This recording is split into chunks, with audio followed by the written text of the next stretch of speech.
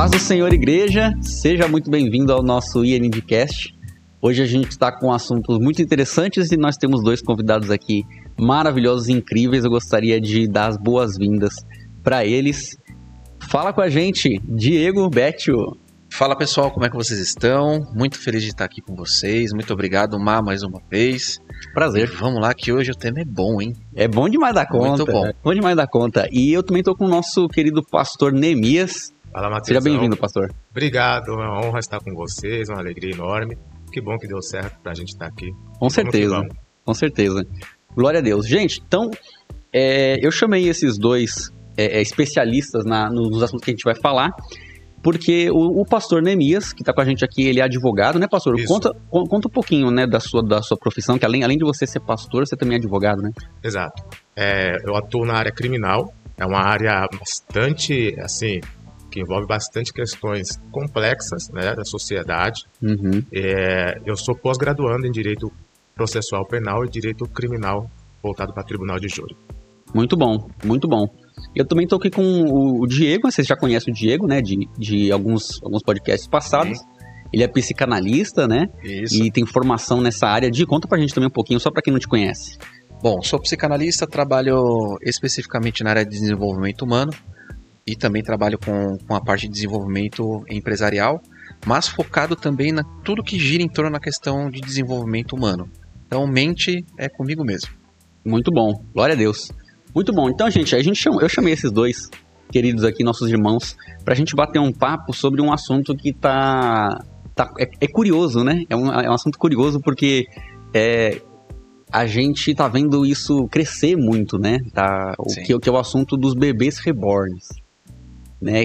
Cara, Di, né? Eu queria começar já primeiro passando a palavra pro Di e saber um pouco dessa questão da mente. Di, explica pra gente aqui o que tá acontecendo, por que as pessoas, por que adultos, né, estão querendo cuidar de objetos inanimados, né, de bonecos e bonecas, né, e levando isso tão a sério, né? A gente viu recentemente, né, que teve até um caso jurídico também, né? Eu vi uma advogada falando que tinha um casal que se separou e estavam brigando pela guarda da boneca. E assim, eu achei bastante intrigante isso, né? E então, Di, conta pra gente por que as pessoas realmente estão nessa ficção. Sim. Na verdade, se a gente for colocar num panorama mais amplo, não é só o bebê reborn, né? A gente pode colocar a esposa reborn, a gente pode colocar o carro reborn, os nossos colecionáveis, vamos dizer assim, de uma forma geral. Porém, o que acontece? Quando nós colocamos uma estrutura que se representa como uma feição humana, o nosso cérebro enxerga de uma forma diferente. E esse que é o X da questão. O nosso cérebro, ele, por mais que ele não entenda o que é a realidade, ele consegue saber o que fica mais próximo de ser algo que tenha vida ou não. E se a gente pegar hoje os bebês reborns, você colocar ele do lado de um bebê, o aspecto que ele tem é perfeito. É verdade. A única coisa que a pessoa não vai ter é o trabalho, né? É o choro, é acordar de madrugada, é ficar doente. Apesar que vem numa crescente tão forte isso, que as pessoas elas se adaptam para cuidar dessas crianças como se elas estivessem tendo problema de saúde. Até um caso que a gente conversou esses dias, né, pastor? Que ele foi levado para um hospital. Sim. O bebê reborn foi levado para o hospital para ser tratado como uma criança. Meu então, Deus. O que acontece? Nós precisamos entender o que essas pessoas estão buscando substituir. Uhum. Entender o que é? É um trauma? É simplesmente caiu na realidade de que passou o tempo e não consegue ter um filho? É a perda de um filho? Uhum. Então, é um processo que precisa ser identificado o que está acontecendo com as pessoas. É verdade. Porque o bebê reborn, se não me falha a memória, vem aí já de uns 10 anos. Só que ele criou uma ascensão muito grande hoje. Sim. Muito grande e muito preocupante também. Sim. Caso de doenças. É utilizado também, tem um lado benéfico, bem entre aspas, que é, por caso, um exemplo de tratamento de Alzheimer, com pessoas que já estão num grau muito avançado. Sim. Por quê? De uma forma indireta, aquilo traz um conforto para a pessoa que está sofrendo com aquilo. Mas, se não for acompanhado muito de perto ou num terapeuta, um psicólogo especializado Sim, referente a esse tipo de trauma, o condicionamento da pessoa acaba se agravando e não tendo uma solução. sim, E esse que é o problema de hoje. sim, sim. E isso, você acredita que isso pode ser uma patologia dos dias de hoje? Algum tipo de ficção generalizada que as pessoas estão entrando, como se fosse também um tipo de caso de saúde pública? Sim, pode chegar nesse nível. Uhum. Né? Por quê? Nós temos como seres humanos, a questão do apego. Então, o que está gerando o apego emocional? E nós estamos numa ascendência muito grande na questão de problemas de depressão, Sim. de ansiedade. Então, pode ser um caminho de fuga prejudicial. A questão, quanto mais nós nos apegamos em questão de coisas imateriais e reais, a gente começa a ter essa substituição. É verdade. E muitas dessas pessoas, se a gente for parar para ver um pouco mais profundo, elas acabam substituindo até Deus na vida delas. Uhum. Por que você vai pegar algo que foi feito pelo homem para colocar num lugar que Deus pode te trazer, né? Verdade. Algo para sua vida, algo maior, seus filhos, tudo.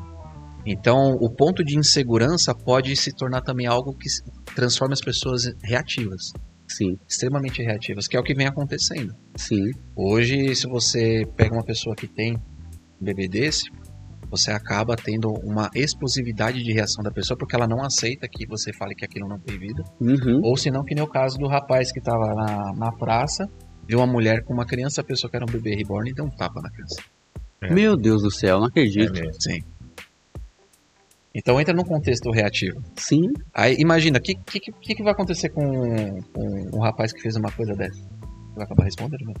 Criminalmente. Vai responder. exatamente. Então, se a gente for parar pra ver no emaranhado que acontece, não é só o emocional. Uhum. A gente entra na esfera jurídica também, isso vem prejudicando Uhum. muito, né? Imagina você pedir pensão pra uma boneca. É misericórdia, né? Aí tem o caso, caiu minha boneca, vou prender. E aí? Então começa a ter. Então essa reatividade que vai acontecendo pode se tornar, vamos dizer assim, algo pandêmico, sim. Uhum. Até pela proporção. E também a questão de mídia. Hoje as pessoas elas têm aderido ao bebê reborn porque isso traz mídia para elas. Então hoje tudo que não tem valor gera um valor. Uhum. Então e gera com muita velocidade, é muito exponencial. É verdade. Então as pessoas também estão vendo isso como uma forma de se colocar em posição de destaque, em conseguir ganhar dinheiro com isso. E com certeza essa autopandemia, né, de emoção, dessa parte da psique é muito provável. Sim, Provável não, né? Já está numa ascendência para isso. não, com certeza, com certeza. E é um negócio que ele começa a mexer com o direito das pessoas como os dos humanos, né? Sim. Porque teve aquele caso lá, né, que ficou bastante conhecido aí, que um bebê foi atendido, né, numa unidade, como é que fala? Num pronto-socorro, né? Eu não sei se foi numa UBS, uma coisa assim. Eu acho que era uma OBS. No OBS, né? Ele levou no pronto-socorro e passou na frente das crianças reais, crianças vivas, humanas, né? E, pastor, na sua visão, como que essa questão de bebê reborn atrapalha, né? E quais riscos isso existem, né? Pro direito dos seres humanos, né? E das crianças que precisam realmente, as crianças reais que precisam de atendimento médico. No caso que você citou, no caso do SUS, né? Era um atendimento público. A pessoa ali está falando de uma situação em que envolve recursos públicos, tempo médico, né, destinado ali àquele atendimento que não chegou a se concretizar efetivamente, mas há uma série de outras questões, né? Então realmente poderia ser que uma emergência acontecendo ali ficasse comprometida. A pessoa que retirou uma senha, aguardando ali o atendimento, poderia ficar comprometido seu atendimento e aí se agravar alguma situação ali. A situação ainda é nova no Brasil do ponto de vista social. Do ponto de vista desses enfrentamentos sociais, temos um boom agora, né, uma situação muito exponencial. E a nossa Casa Legislativa Federal já está começando a trabalhar nesse sentido. Então, a princípio, está se discutindo se efetivamente aplica-se uma multa, por exemplo, né, para poder tentar coibir essas questões do ponto de vista civil. Sim. Aí o Diego citou uma situação voltada à questão criminal, por exemplo, em que a pessoa ali se confundindo acabou batendo em um bebê, imaginando ser um bebê reborn, mas que na verdade era um bebê trágico. real. Né? É cômico e trágico ao mesmo tempo. Né? Exatamente. Então, precisa ser apurado de maneira um pouco mais subjetiva esse caso, verificar realmente se houve algum engano da parte dele efetivamente, né? Mas do ponto de vista objetivo, houve uma agressão. Com certeza. Então, daquilo que a lei estabelece, houve uma agressão. Aí analisar se aquela agressão há alguma situação subjetiva que possa se configurar crime realmente ou não. Mas a verdade é que os desafios são enormes. A Casa Legislativa vem trabalhando para tentar enfrentar essas questões sociais que são modernas, são recentes. E eu imagino que, do ponto de vista civil, precisa punir, e do ponto de vista penal, é novo ainda. Eu acho que é uma situação que a gente precisa com cautela. Teve esse evento, mas eu acho que ainda não estamos falando de situação penal, pelo menos por enquanto. Sim. Mas do ponto de vista civil, precisamos tomar algumas medidas sim imediatas. A princípio, a multa eu acho que já está de bom tamanho. Já começa. Tudo que mexe no bolso da pessoa leva ela a uma reflexão. É verdade. Agora, tem uma questão que o Diego trouxe aqui pra gente, que eu gostaria até de fazer um bate-volta aqui. Nós temos visto uma espécie de movimento, Diego, assim, a população ela vem cada vez mais querendo ter menos filhos. Né? Cada vez mais a população vem querendo ter menos filhos, populações do mundo todo vêm diminuindo. Existem países que até dão incentivos para que as pessoas continuem tendo filhos e tudo mais. No Brasil está chegando agora essa questão também, com mais força do bebê reborn e tudo mais. Você enxerga que isso pode contribuir até para a construção social no futuro, de como as famílias podem se compor no futuro, porque hoje em dia já se substitui o filho pelo animal e agora, eventualmente, até pelo próprio bebê reborn. Você acha que isso pode ser uma tendência, isso pode impactar no futuro social? Eu acho que, na verdade, já está impactando extremo, né? A sociedade em si, ela já tem perdido aquela visão de família, um exemplo até na hora de comprar um imóvel. Dias atrás eu estava, assim, de curioso, vendo a questão de empreendimentos e tal, um apartamento de 12 metros quadrados. Como que uma pessoa mora num apartamento de 12 metros quadrados? Nossa, 12 metros quadrados. Conceito minimalista. 12, extremamente. Então ali acho que tem uma cama, deve ter um pequeno lavabo, você lava a roupa na pia do banheiro, deve ser alguma coisa mais ou menos desse tipo. Mas é um micro estúdio, se você for pensar. Então já virou um recurso financeiro para quem consegue oferecer algo para essas pessoas.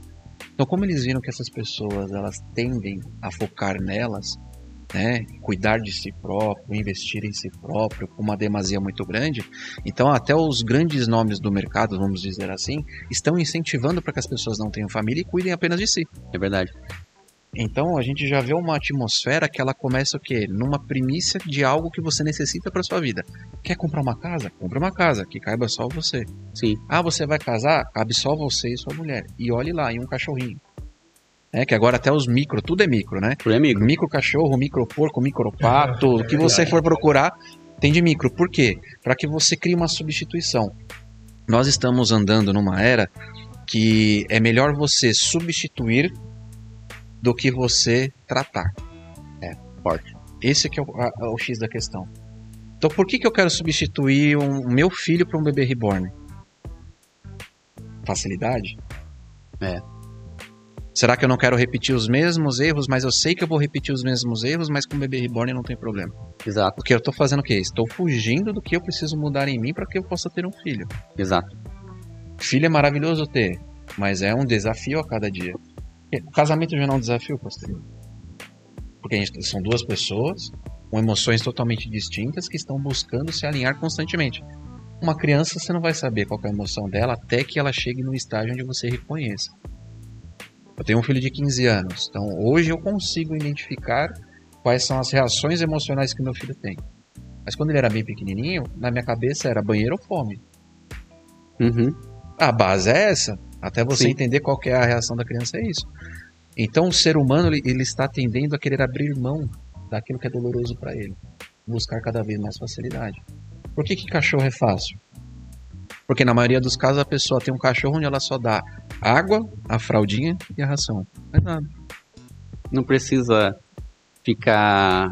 Tipo assim, não precisa da educação. né? Não precisa gastar tempo ensinando o que é certo e o que é Exato. errado. No muito aqui é errado fazer cocô xixi, aqui é o certo. Sim. Construir um caráter, desenvolver realmente. E a muitas vezes pessoa, né? ignora, né? As pessoas ignoram. O cachorro, às vezes, vai em qualquer lugar. Ou é tipo assim, só isso daí é o que precisa ensinar. Né? Aí, tipo assim, fica latindo pros outros cachorros, né? Ou latindo o dia inteiro dentro de casa. Ou sendo agressivo com outras pessoas, né? As pessoas querem... Sim. Tá tendo essa tendência de empurrar, né? Essa responsabilidade pra longe, né? Um caso que eu posso até usar, fazer um paralelo, como o senhor falou, de ter o bichinho em casa, né? A substituição é um exemplo de luto. Porque o luto, na nossa mente, não é só a perda de uma pessoa, de um parente. O nosso cérebro entende como luto uma perda simbólica e que ela seja muito significativa. Então, um exemplo. Aí eu perdi uma namorada quando eu tinha 13 anos. Tinha a minha paixãozinha lá e ela não se interessou por mim, mas eu era apaixonado por ela, aquela paixão platônica. Para o nosso cérebro, isso é um luto. Isso traz um estado de melancolia. Sim. Então, toda ruptura muito abrupta que a gente tem gera esse sentimento de luto para nós.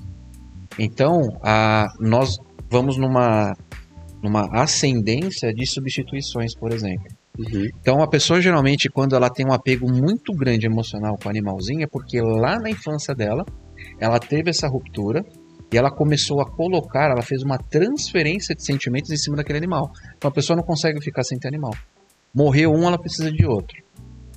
Precisa de outro. Isso quando não tem mais do que um. Boa. É verdade. Por exemplo, tem cachorro, papagaio, passarinho, tem tudo. Tudo que você imaginar. Então, com o bebê reborn não é diferente. Uhum. Então, algum trauma lá atrás, ela está usando isso. E também, nós estamos na era da falta de identidade. Forte. Que é muito que a gente vem até pregando muito na igreja. A nossa identidade em Cristo, nossa identidade do Pai. Então, um exemplo. Hoje, se você for na Paulista, nada contra quem pinta o cabelo de verde, tá? Mas se você for conversar com uma pessoa na Paulista hoje, a pessoa ela não sabe se ela é homem, se ela é mulher, se ela é adolescente, se ela é trans, se ela é um Therian, né? Se ela é um gato, cachorro, ou ela acorda periquita de manhã. Então, a gente perdeu esse senso de identidade, né? Exato. Então, nós estamos tendo 3 ascendências muito grandes.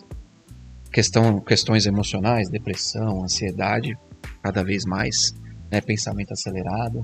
Então, são síndromes que estão acontecendo muito. A segunda é o TDAH, por conta da pandemia, então a gente teve um crescimento muito grande em questão de TDAH.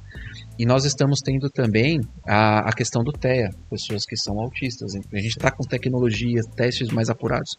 E estão demonstrando que a maioria da população tem algum tipo de traço. Agora, o que está sendo muito agravante, as pessoas não estão colocando uma visão tão importante nisso, é o borderline. Por questão da identidade. Por que as pessoas estão com essa falta de identidade? Por questão de uma adaptabilidade? Será que não é o transtorno? Então eu tenho pego uma incidência de pessoas com borderline muito grande. E que vem da questão de traumas, de criação.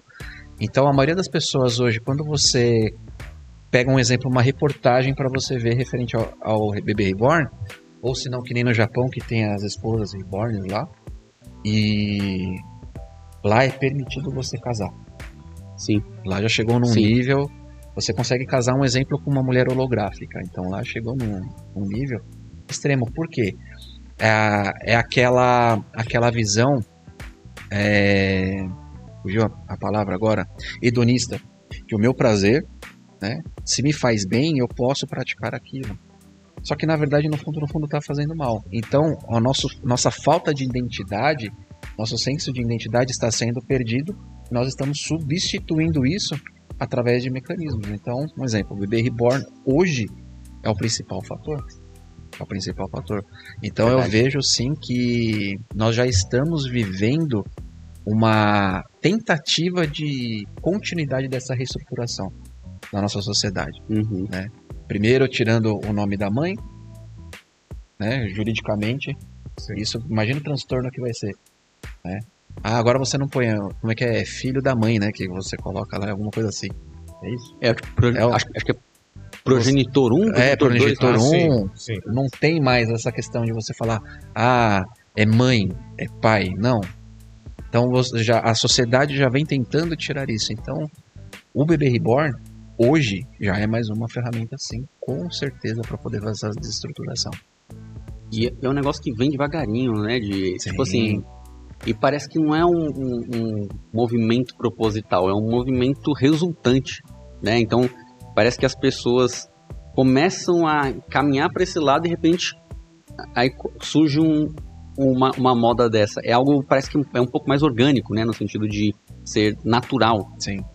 E o risco de pegar todos esses movimentos orgânicos é que você cria uma causa em cima disso. É verdade. Já está se tornando uma causa. É. Então já virou uma divisão. Por exemplo, o pessoal que está lá em cima, não, é de direita. Quem não aceita reborn agora é de direita. Uhum. Não, gente, é consciência. Imagina, você tá com seu filho doente no hospital, chega uma pessoa com uma boneca lá e passa na frente. Você, se for um exemplo, no sistema do SUS, às vezes você fica 1, 2, 3, 4 horas para conseguir um atendimento de tanta gente que tem. Aí vem 4, 5 pessoas com uma boneca dessa. Não, o que você vai fazer? Vai gerar revolta, né? Fila de banco, fila de mercado, fila de farmácia, o que você precisar. Você pega a boneca e coloca ali. E pronto.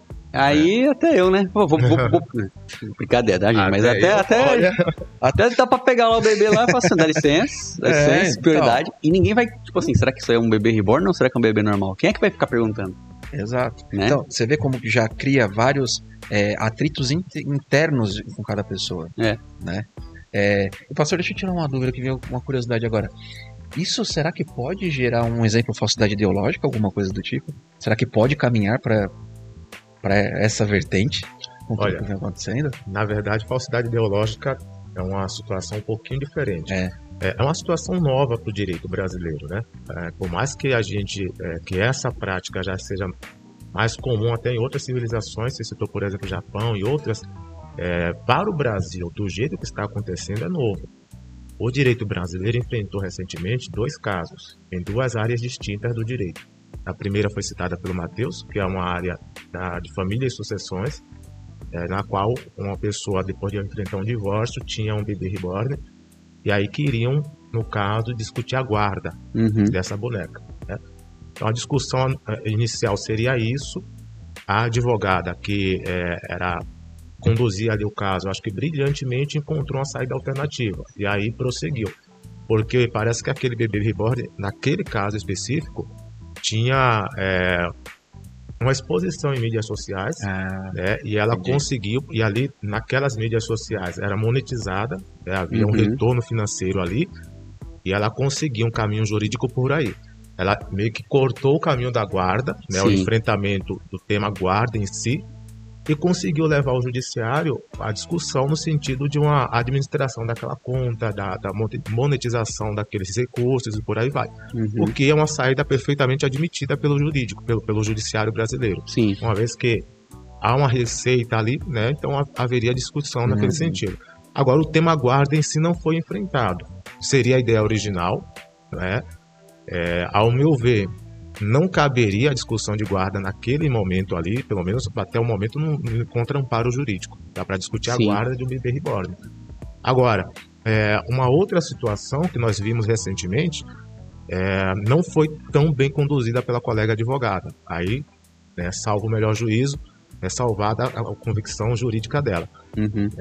Foi um caso em Salvador, um advogado entrou com a ação trabalhista para que fosse reconhecido o direito da mãe do bebê reborn de ser afastada do trabalho, pegar lá o período de licença maternidade, em razão de terem adotado, de terem, né, se vinculado à família, né, de terem trazido a família ao bebê reborn ali deles. Aí o pessoal tá também abusando, né?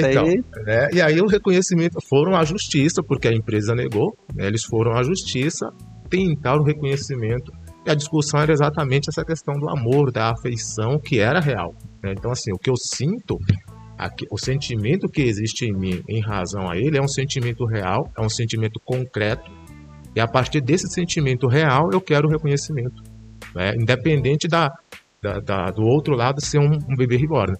Neste caso, é um objeto, né? Ser um objeto, exatamente. Nesse caso, aí, como eu disse, salvo o melhor juiz e ressalvado a convicção jurídica da colega, o judiciário entendeu que houve um exagero, tanto que apenou as pessoas ali, as partes, por litigância de má-fé. Então, assim, foi bastante duro a resposta do judiciário nesse aspecto, porque é aquilo que eu falei no início, envolve muitos recursos, envolve tempo de um juiz, toda a dinâmica do judiciário envolvido para uma questão que, teoricamente, não tem amparo jurídico por enquanto. Por enquanto.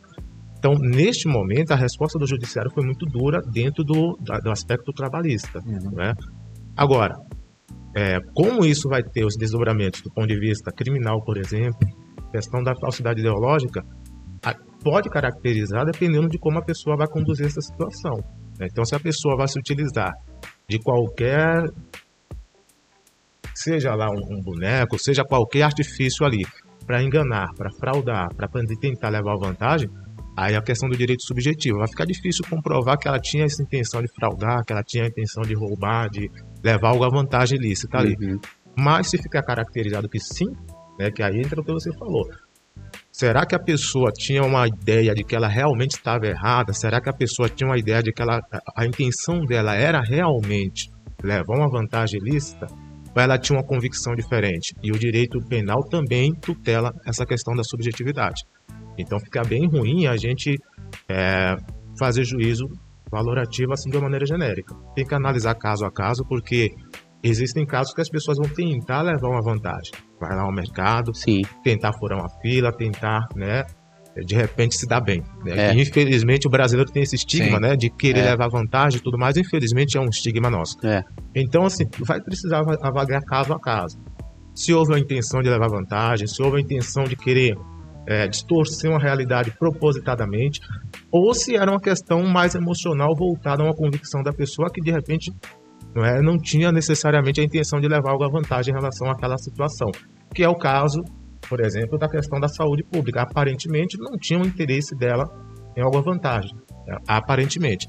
Então a gente tem que avaliar caso a caso, mas há sim risco de ter desdobramentos penais em relação a essa situação. Com certeza. E essa questão, pastor, particularmente assim, eu fico pensando como isso pode ser um risco, Porque se o judiciário começa a trazer questões muito subjetivas e se afasta da objetividade, cria um pretexto para pessoas mal intencionadas começarem a colocar coisas contra as pessoas de bem, E começar a criar, por exemplo, crimes. Então, por exemplo, se a gente... Eu vou dar um exemplo, Se a gente começar a deixar que a subjetividade fique pairando sobre o judiciário, vamos ver, então, se o sentimento dela for realmente verdadeiro, então acho que pode. Isso para mim é um risco, porque imagina que alguém se sinta muito ofendido. Nossa, estou muito ofendido porque talvez uma pregação na igreja ofendeu tal e tal pessoa, E aí a gente começa a ter um confronto com o direito de liberdade de expressão, que é uma cláusula pétrea da nossa Constituição. E aí, se o judiciário começa a permear e brincar nessa área de subjetividade, aí vai ser fácil pegar um grupo que, mal intencionado, com intenções escusas, vai e pega esse gancho, essa brecha judiciária para poder atacar a fé. E a mais pura verdade é que a fé mais atacada no Brasil e no mundo é o cristianismo. Isso é verdade. Isso são dados. Hoje morrem, cristãos morrem pela fé, por causa do nome de Jesus. Não é porque cometeram crimes, é porque por causa da fé deles, morrem mais pessoas, mais cristãos hoje, do que no tempo de Jesus, no tempo da Inquisição, no tempo dos imperadores romanos. É só entrar, por exemplo, no site do portasabertas.org, que é uma agência missionária, uma organização missionária, que ajuda missionários ao redor de todo mundo e que publica aquela famosa lista dos países mais perseguidores ao evangelho. E a gente sabe que uma das perseguições que acontece muito é a perseguição por meio da lei. A gente não pode esquecer, por exemplo, do caso de Amã, né? O que tá descrito no livro de Esther. E o que aquele cara fez? Ele tinha um ódio proveniente das trevas contra o povo de Deus. Exato. E era um ódio gratuito. O povo de Deus não fez nada pra ele, ele só queria destruí-lo. E por meio de uma lei que ele convenceu o rei a fazer, pela subjetividade. Ó rei, tem um povo lá que não obedece às suas leis porque eles têm as leis deles. Me dá uma ordem aqui pra gente poder exterminar ele num dia. Sabe, a gente não pode, né, pastor? Exato. O senhor que também, além de advogado, é pastor, né? O senhor sabe bem que como que a fé cristã também no Brasil é atacada por meio de leis. Sim. Né? O senhor que tá... Conta pra gente um pouquinho sobre isso, sobre como que a gente tá vendo a fé cristã, né, as igrejas brasileiras serem atacadas por conta disso, por conta dessas brechas na lei, que alguns grupos com ódio, né, do cristianismo têm entrado para poder atacar a fé cristã. Perfeito. Primeiro, em relação à questão dessa questão da fé cristã aqui no Brasil e no mundo todo, perseguição e tudo mais, convém fazer algumas ponderações antes da gente responder essa questão. Perfeito. Primeiro de tudo, a gente tem visto uma discussão muito recente, né, que vem crescendo na sociedade, chamada intolerância religiosa. É um termo muito recente, vem com força também. Verdade. Muito embora os ocorridos, né, que deram causa a essa nomenclatura, a esse enfrentamento hoje, são muito antigos. Né? Embora os fatos que deram origem a essa intolerância religiosa serem muito antigos, mas hoje esse termo vem ganhando muita força. Entra em xeque algumas questões que você levantou. Nós temos visto um avanço em relação à defesa da intolerância religiosa, que eu acho extremamente proveitoso à sociedade. Uhum. Por exemplo, nós tivemos recentemente, que eu me refiro, é nessa última década, de 2000 para cá, né? Sim. Última década não, perdão, nesse último milênio nosso aí. Nós tivemos avanços bastante significativos. Instituições milenares, como por exemplo, que praticam lá cultos através do Santo Daime lá, eles tiveram um reconhecimento muito favorável nesse contexto. Uhum. A autorização para usar essas plantas e tudo mais, que são alucinógenas, né?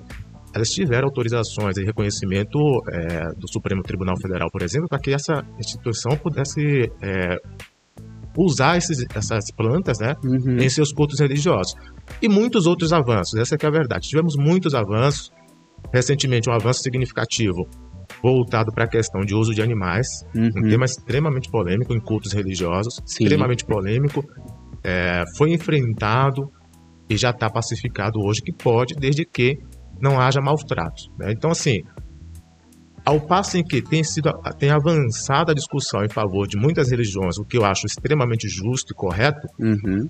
nós não temos visto o mesmo tratamento quando o assunto é contra o cristianismo. Sim. Então, por exemplo, nós temos visto imagens que circulam às vezes nas redes sociais. Aí entra lá uma pessoa que se diz cristão, ou que seja como for, e ela vai lá e vandaliza um espaço público de uma outra religião. Uhum. E isso ganha uma conotação assim, tipo, olha, isso aqui tem que ser reprimido, isso aqui tem que ser realmente punido, e eles entram com uma forma assim de como se aquilo fosse novidade no universo religioso. Uhum. A bem da verdade é que as igrejas sofrem isso há muitos anos. Eu mesmo, desde criancinha, meu pai pastor também, Uhum. a gente muitas vezes fazemos culto com nossos telhados sendo apedrejados. Meu Deus. Então, quantas vezes a gente, no ambiente de culto, no espaço de culto, aí passava alguém na rua, tacava uma pedra no telhado da igreja. Quando não, vandalizavam a igreja. Uhum. Né? Outra coisa que acontece também nas igrejas, e é uma preocupação recorrente de muitos pastores, porque muitos templos não têm uma estrutura de segurança, de câmeras e tudo mais. A preocupação de você colocar instrumentos de qualidade lá, porque se você coloca, a igreja é invadida, o pessoal rouba, leva Sim. embora e tudo mais. Isso tudo não é de hoje, É verdade. não é de agora. Mas esse vandalismo, por exemplo, quando a pessoa tá com a pedra dentro da igreja, Uhum. isso aí não vem à tona. É verdade. Isso aí não vem para discussão. Agora, quando alguém que se diz cristão entra em algum outro espaço e vandaliza lá, isso vem à tona dentro da discussão que nós chamamos hoje de liberdade religiosa e tudo mais. Mas a questão não é que quem fez isso contra um outro templo religioso está certo.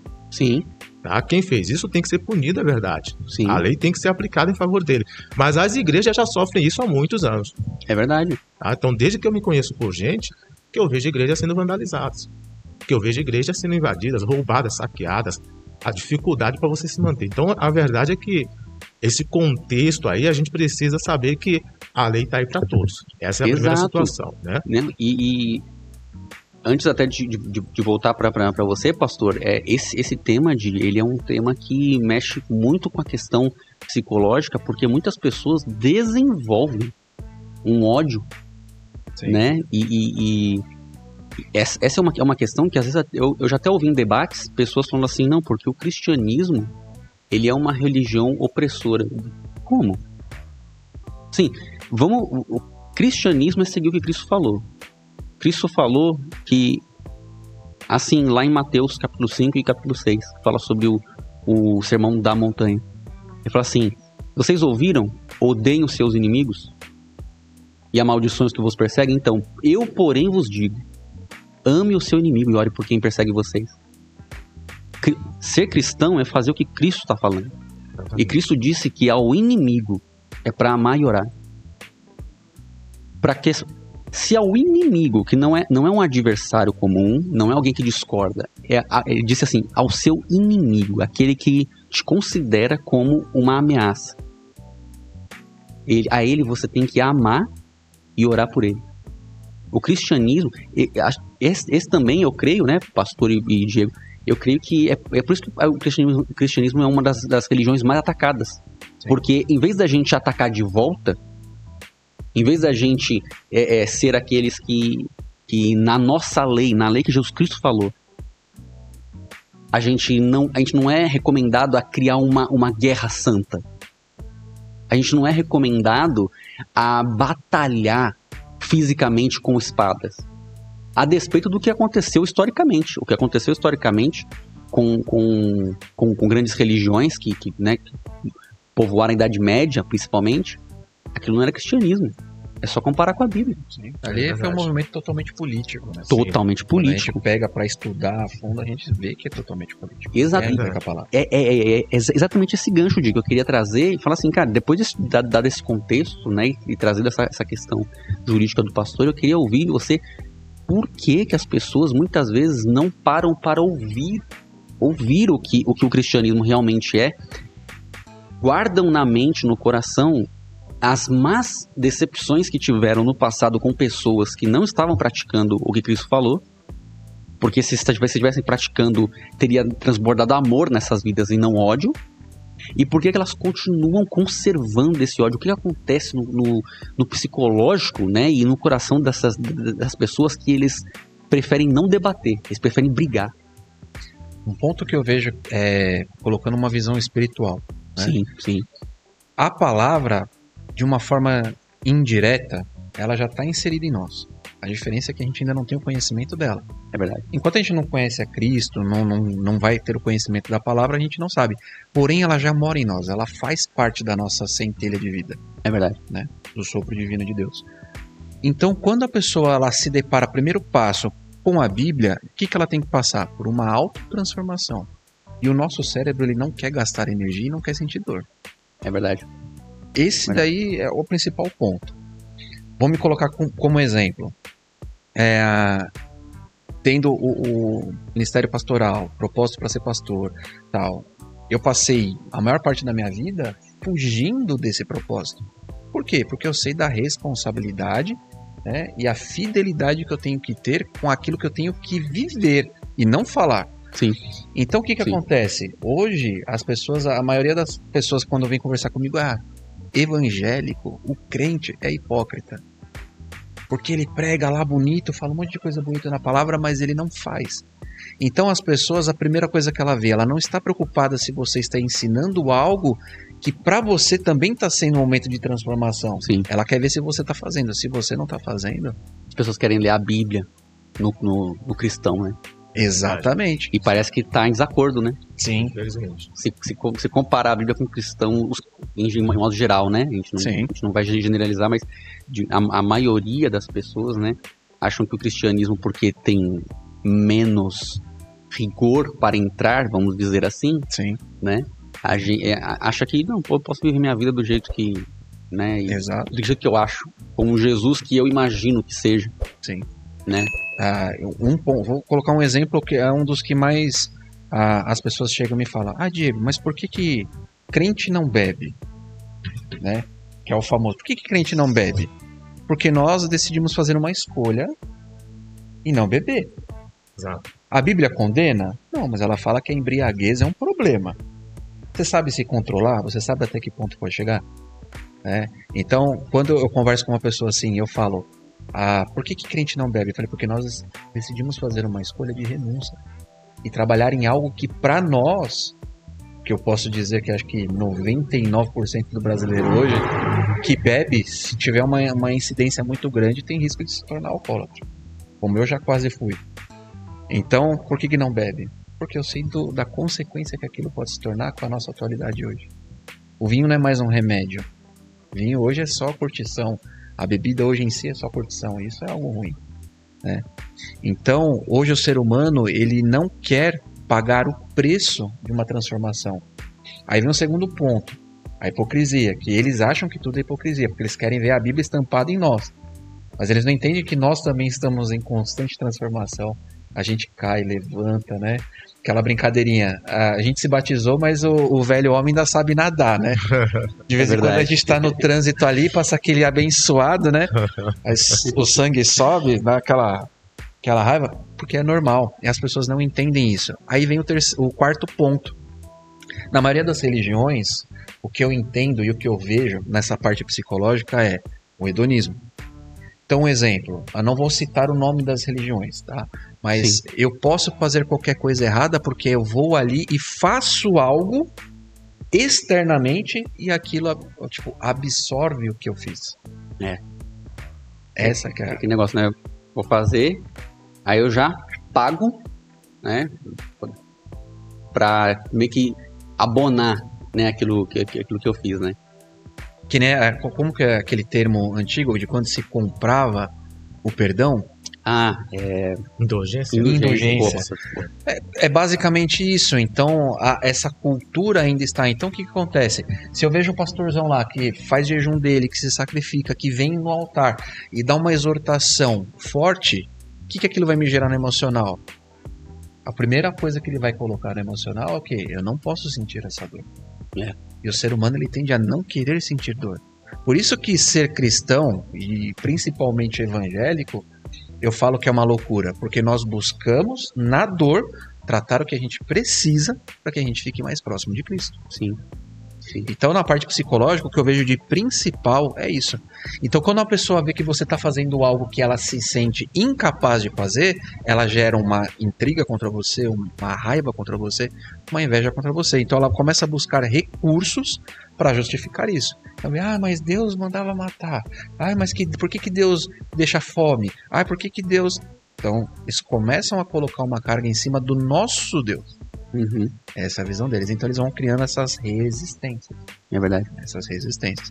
Então o principal é isso que eu tenho como visão. As pessoas não quererem enfrentar a si mesmas. Sim. E passar pelo processo de pagar o preço da cura. Porque cura gera dor. Não tem como. É verdade. Não tem como. E devolvendo para você, pastor, o senhor falou que tinha, né, talvez um segundo ponto sobre esse assunto, né, dessa perseguição cristã. A gente também, o senhor citou, e quando você fazia cultos, né, o pessoal tacava pedras, né, a gente também, quando a gente veio para cá, né, nesse templo novo, né, novo assim, né, a gente já teve 3 templos, né, 2 alugados, esse daqui é próprio para a glória de Deus. Amém. E quando a gente entrou aqui, nos primeiros cultos que a gente fazia vigília e tudo mais, a gente já viu pedras batendo, pedras grandes, o pessoal tacava pedregulho, tacou na porta de ferro, bateu no carro do irmão. Por quê? Estava com ódio. Não queria que a igreja ficasse naquele lugar, né? E esse é um ponto importante também, pastor, porque eu também vejo que a Bíblia, né, o Jesus ensinou que a gente deve amar os inimigos e deve orar por eles. E a gente também vê Paulo, quando o seu direito, né, começa a ser infligido, a gente vê o Paulo falando assim, eu sou cidadão romano, né? Porque tem um trecho em Atos e ele é preso por causa das intrigas, né, dos fariseus e dos religiosos, dos judeus daquela época. Ele é preso, aí os romanos açoitam ele, né, maltratam ele, né, como um castigo. E aí depois Paulo fala assim, é lícito açoitar alguém, um cidadão romano, né? E é bom a gente lembrar que naquela época quem tinha direito no Império Romano era cidadão romano. Os povos, né, dominados não tinham esse tipo de direito, né? E me corrija se eu estiver errado, né, pastor? A gente herdou o direito atual do direito romano. Isso, tem bastante... Né? É o direito embrionário, romano, né? Então, Paulo exerceu o direito dele. Falou assim, não, calma aí. É lícito açoitar quem é cidadão romano? E ele e Silas eram. Exato. Né?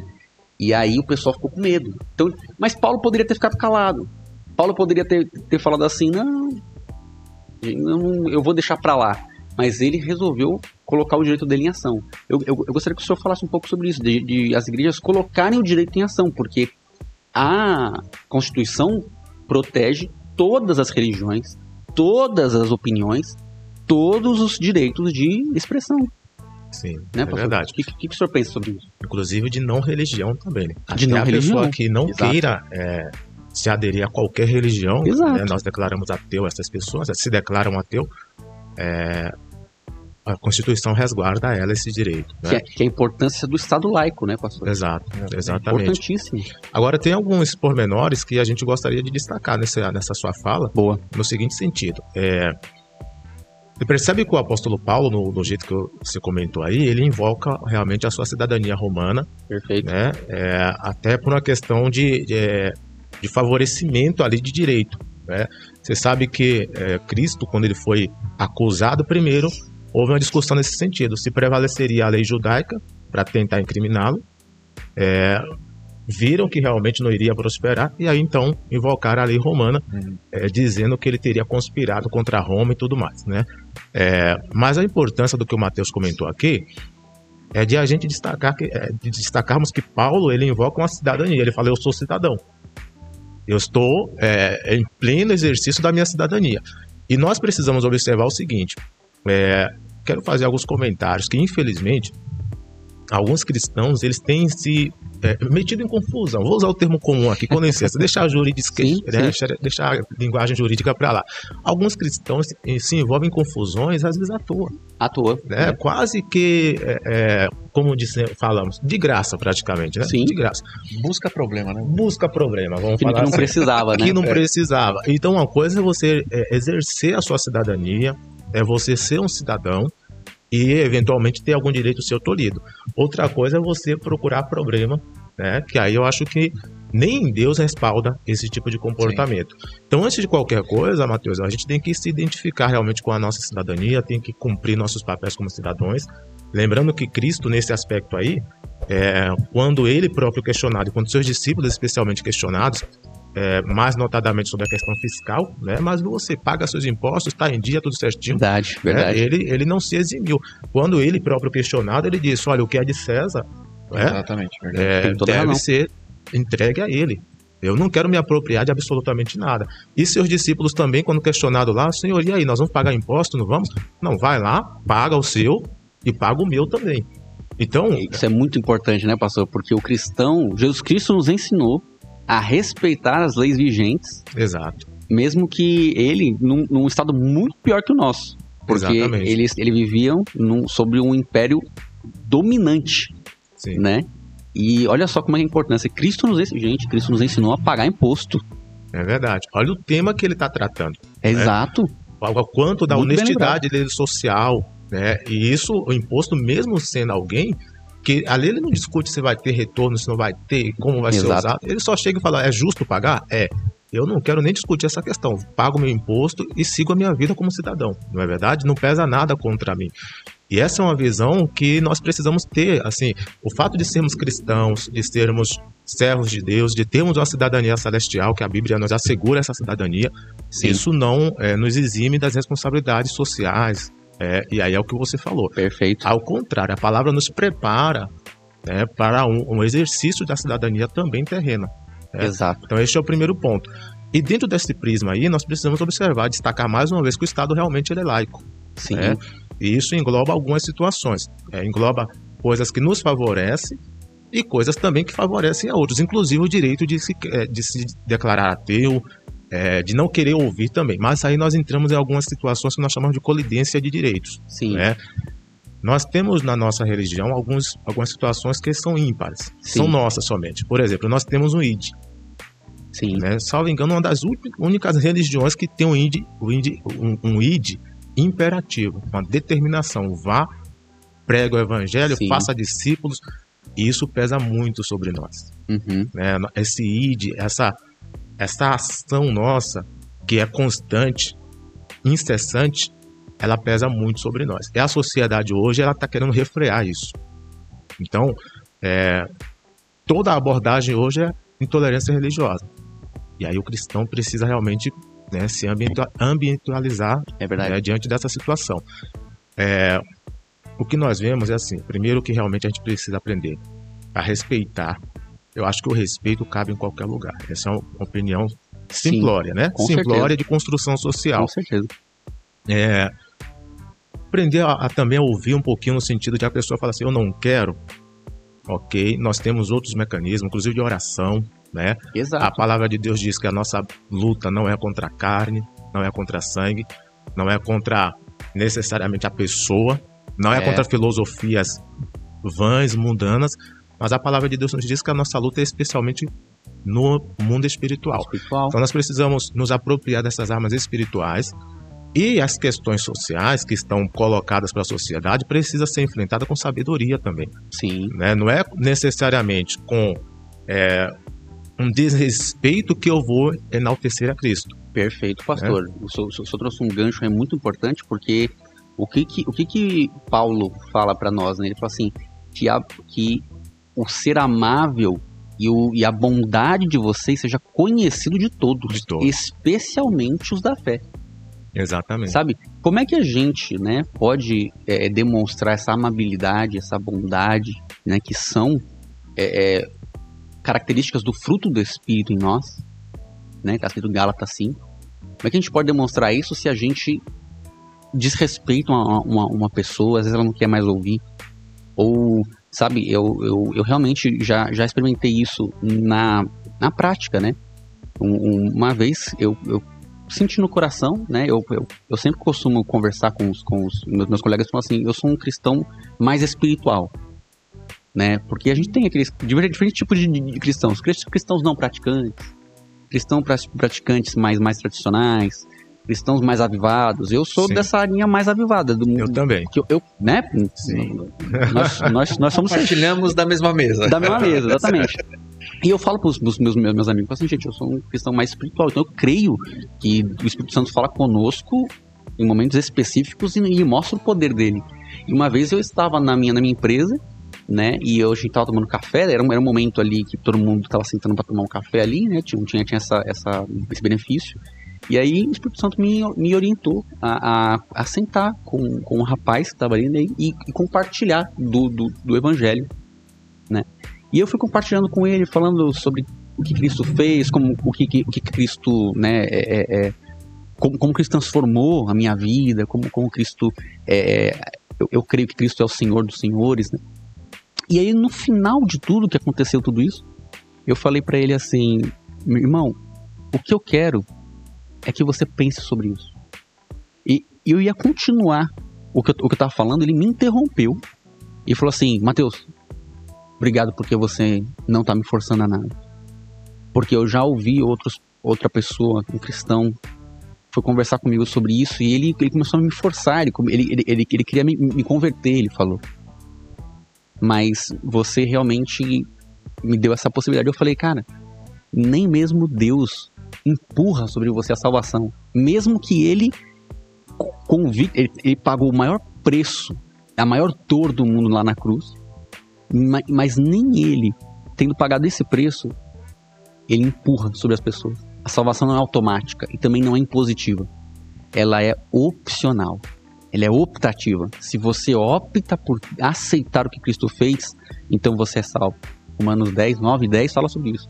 Se com a sua boca você confessar e em seu coração crer, Jesus Cristo é o Senhor dos Senhores e Deus ressuscitou dos mortos, você será salvo. Tem uma condição, não é uma imposição, né, pastor?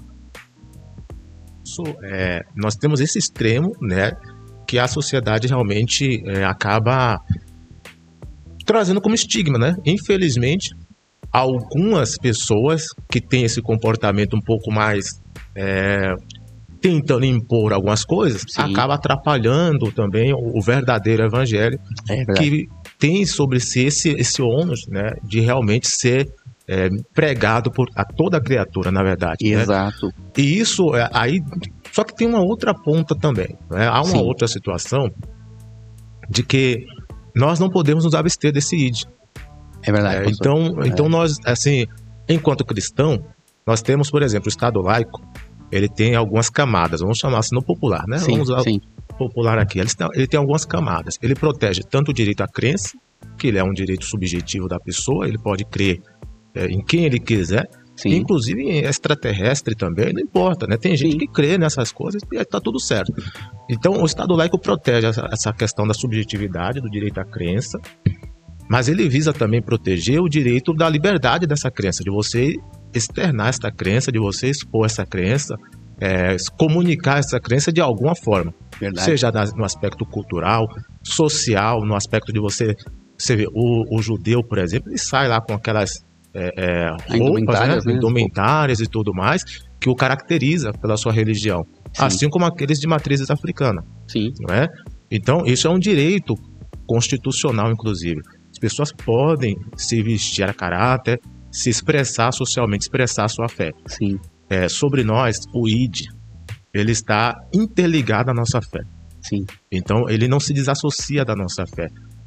Aí que está a grande questão social, porque dentro das camadas da nossa fé tem um id que ele é imperativo. Sim. Ele faz parte da nossa essência. E ele é, na verdade, um propulsor. Então, quando chega neste ponto da comunicação da fé, que a sociedade vem apresentando algumas situações. Sim. Então, hoje nós já ouvimos falar, por exemplo, da liberdade de expressão religiosa, expressar a sua fé, colidindo, por exemplo, com alguns direitos voltados para perturbação de sossego, por exemplo. Sim. Isso especialmente em espaço público, né? Falando especialmente em espaço público. Tema muito sensível, né, pastor? Extremamente sensível, mas muito complicado mesmo pra gente, pra nossa religião, vamos falar assim, né? Pra nossa fé, né? Então tem alguns países que já vêm definindo que prevalece a ordem pública. Sim. Né? Tem alguns países que você pregar em público, você pode ser preso. Sim. Tá? Alguns países. No Brasil não caminhamos para isso ainda. Sim. Mas será que realmente esse é o caminho? Então nós temos pessoas que pregam em espaços públicos, metrôs, praças públicas, né? E eles estão cumprindo o id porque faz parte, como eu falei, é inerente à nossa fé. Sim. Isso não se desassocia. Na verdade, é um aspecto principal da nossa fé. Né? E de fazer discípulos. E aí nós temos essa situação. A Constituição garante, por exemplo, que é um outro pilar, você se organizar como instituição religiosa, ter seus espaços públicos, físicos, né? Fazer seus cultos, que é inviolável, por sinal. Sim. Né? O templo, por exemplo, é um espaço público inviolável. Sim.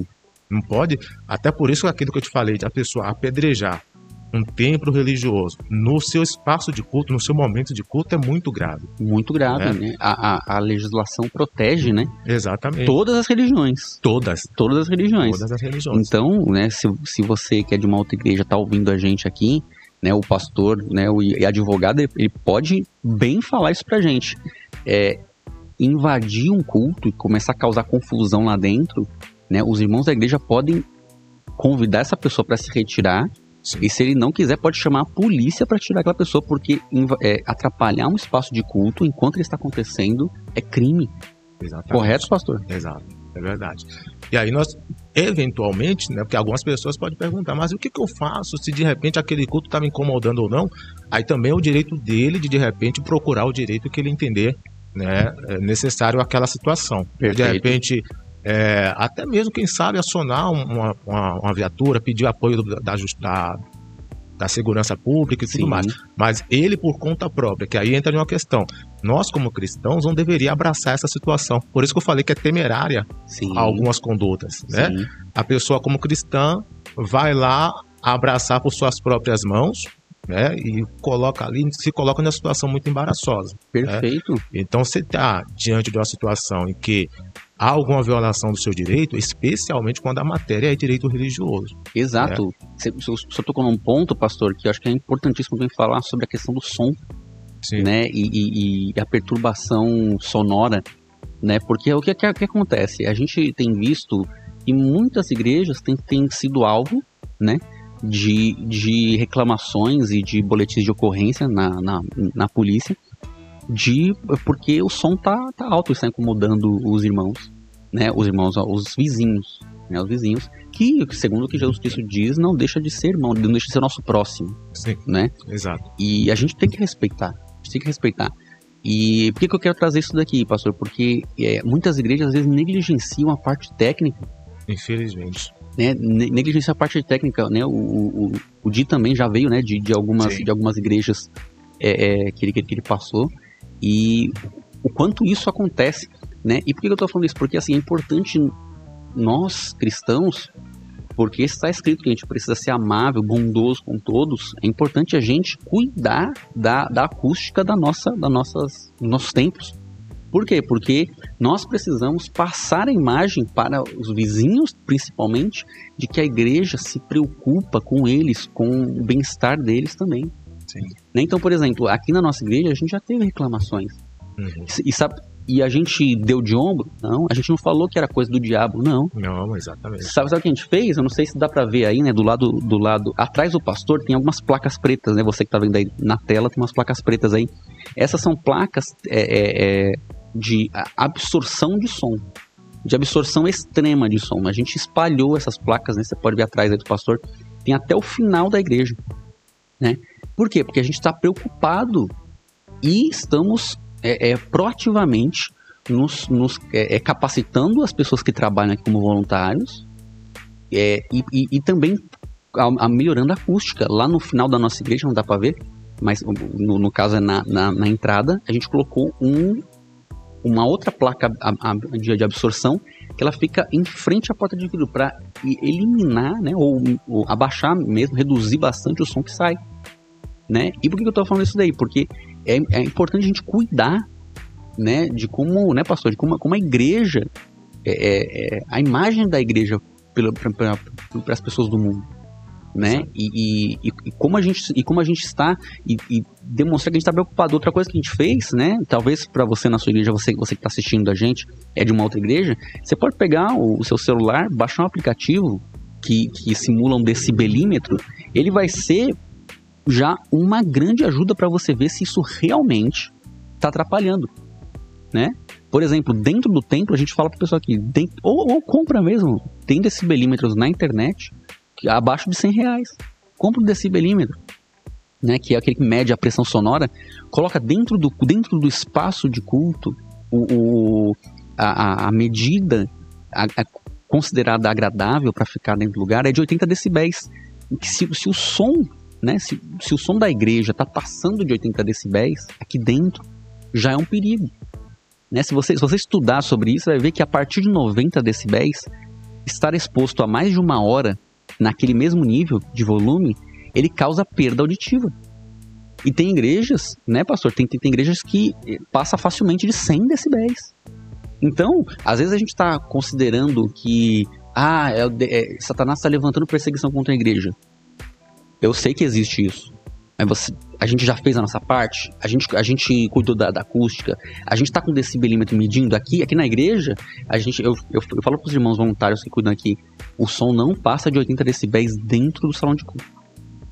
E lá fora, o som não pode, em hipótese nenhuma, passar 60 decibéis. Tem que estar sempre abaixo. Porque quando um carro passa na rua, o próprio carro, quando ele passa, ele bate 60 decibéis.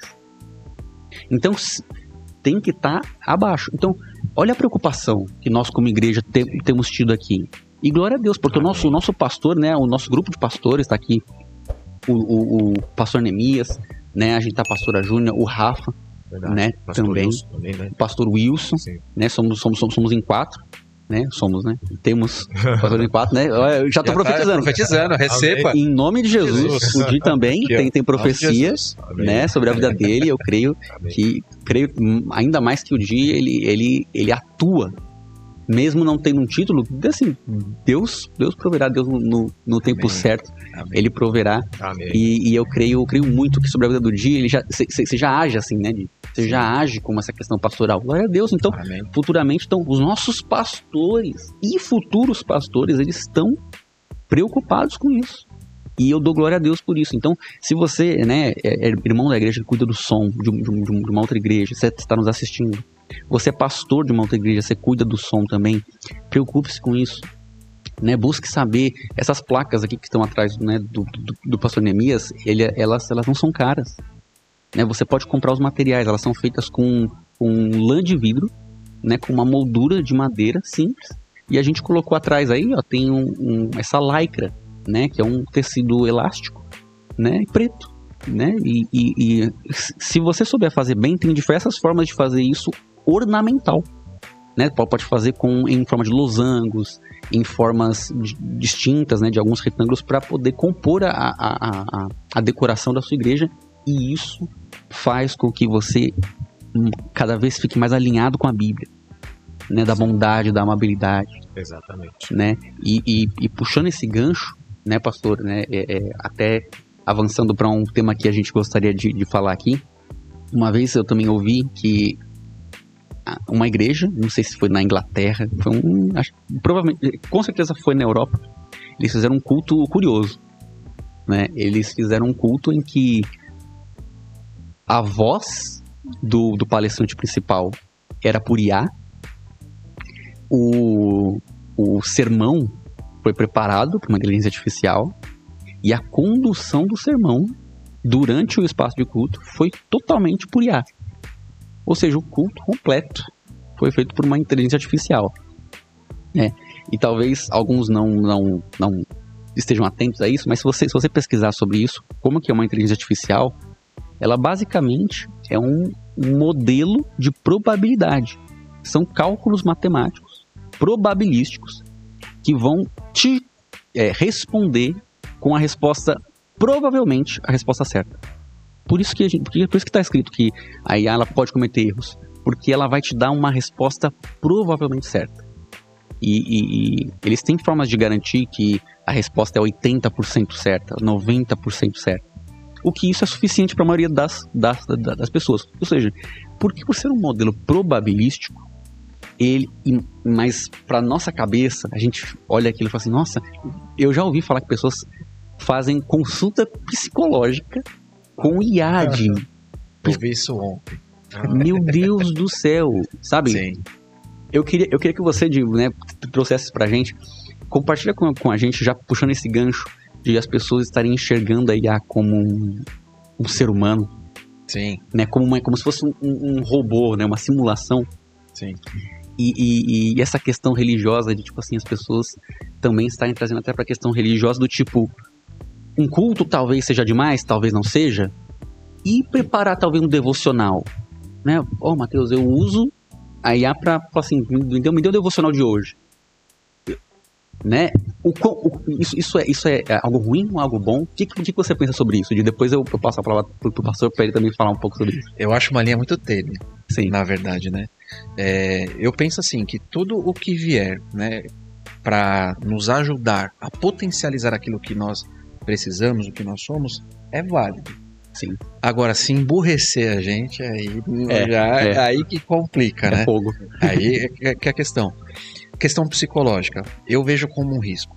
Sim. Por quê? Como ela traz probabilidades, o que ela vai fazer? Ela vai fazer um cálculo da emoção que você está transmitindo de acordo com as palavras que você tem, Sim. que são as palavras gatilhos, vai pegar de acordo com a patologia que se tem caracterizado e vai te trazer um suposto resultado. Exato. Se você estiver suscetível, vamos dizer que nem horóscopo, né? Sim, sim. Se você estiver suscetível àquilo que está dizendo, nossa, foi super funcional. Tá, mas e o que você vai fazer com isso? Sim. Precisa ter aquele tato humano do quê? Da vivência da situação. Com certeza. É comprovado que a nossa memória, né, ela cria sinapses e com essas sinapses a gente consegue criar resultados. Inteligência emocional, antigamente ela era muito engessada no conhecimento. Sim. Se eu conheço a técnica, eu tenho inteligência emocional. Mas na verdade ela se concretiza em nós quando nós geramos essas sinapses. Nós precisamos viver algo Sim. para sentir. Sim. Por exemplo, se eu pegar uma pessoa que ela tem problema de borderline. Diego, mas você como terapeuta, você consegue tratar uma pessoa que tem borderline, mas você não tem borderline?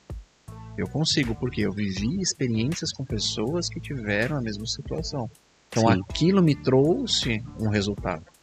Então tudo que nós vivemos, ele nos armazena e cria sinapses de memórias vivenciais. E com isso a gente consegue ter ferramenta para conseguir estruturar, um exemplo, um aconselhamento. Né? Se eu pegar só a Bíblia e ler para a pessoa, o que ela vai entender? Ela vai olhar assim, tá. E se eu pegar aquela palavra e contextualizar para ela, fazer com que ela tenha uma sensibilização dentro da palavra, vai gerar o que nela? Um recurso de sinapse de memória. Então ela vai trazer esse recurso, ela vai conseguir viver. Com a IA não acontece isso. Com a IA fica muito engessado. Então, na hora que se engessa, a pessoa ela começa a criar critérios e ela começa a identificar como que a IA vai trazer para ela o que ela está precisando. Mas dentro do quê? Dentro de uma zona de conforto. A terapia, um aconselhamento, uma mentoria, o que a gente vai fazer? Levar o que a pessoa precisa embalada da forma correta. E Sim. não da forma que agrada. Né? Quantas vezes eu, sendo, né, o paciente, meu terapeuta vinha e falava, Diego, desculpa, mas tá tudo errado o que você tá fazendo aí. Vamos sentar, vamos reanalisar isso, esse caminho você precisa ir por aqui, com a sua esposa aqui você fez errado, né, no seu trabalho ali não tá legal. Então quando nós enfrentamos isso, nós conseguimos ter a mudança. E esse é o perigo da IA. A IA ela não traz a mudança. Mas ela pode nos trazer um recurso de conhecimento, sim. Isso é importante. Porque um exemplo, hoje se você não tem a condição de fazer um teste analógico ali para saber se você tem, um exemplo, TDAH, a IA já consegue te ajudar para que você tenha um pequeno recurso. Quando eu falo pequeno, por quê? Você pode ter uma prévia do conhecimento, mas a parte técnica e estruturada você não vai ter. Sim. Mas imagina quanto alívio pode trazer para a pessoa dela falar, nossa, eu posso ter um pouquinho de TDAH. Que na minha opinião todo mundo tem. Isso daí é geral, velho. Na minha opinião todo mundo tem. E na questão da nossa vida cristã, eu vejo que se nós colocamos a IA no lugar de Deus, a gente está fazendo que nem o povo antigo, está substituindo Deus fazendo com a nossa própria mão. A gente pode usar um exemplo para fazer a correção ali de uma pregação que a gente vai fazer, eu acho muito válido. Porque às vezes a gente tem um acúmulo ali do dia a dia, tá muito corrido. A gente tem todo o esboço da pregação, a gente escreveu tudo errado. Acho que uma correção ortográfica ali. Ainda vale tirar uma dúvida, nossa, em que ano será que foi mesmo? Quanto tempo que o senhor fez teologia já, pastor? 12, né? 2012 para agora, 13 anos, né? Aí, 13 anos. Se o senhor falar para mim que lembra de tudo desde o comecinho, cada mapa, cada métrica, quanto que cada um andava, não tem como. Não mesmo. E hoje ela facilita nesse ponto, eu acho super válido. A gente pegar recursos de informação para estruturar e reavivar o conhecimento que a gente já tem. Muito bom. Um exemplo, hoje, na minha área, o que eu uso muito a IA? Eu preciso esmiuçar uma tese, um exemplo sobre saúde mental que foi feita lá nos Estados Unidos. Sim. Eu pego aquela tese, eu consigo colocá-la na IA e eu consigo destrinchar os pontos chaves que a IA me identifica daquilo. Uhum. Eu pego aquilo, vejo se faz sentido, o que eu faço? Eu debruço especificamente em cima daquilo que a IA está me trazendo. Então eu consigo ser mais assertivo no estudo. Porque, um exemplo, se for pegar uma tese de bancada, tem muita coisa ali que é só para encher pano de conteúdo, não tem a parte específica científica. Então, quando a gente usa para isso, eu acho válido. Sim. Sabe? Um exemplo, que nem nas nossas células, né? Se a gente pega a base do nosso da pregação que teve, e se a gente colocar para fazer as perguntas na IA, nesse sentido eu não vejo problema. Por quê? Porque a gente pode ir ali, poxa, essa pergunta não tá boa, então vou voltar aqui para o meu planejamento inicial. Sim. Tá melhor.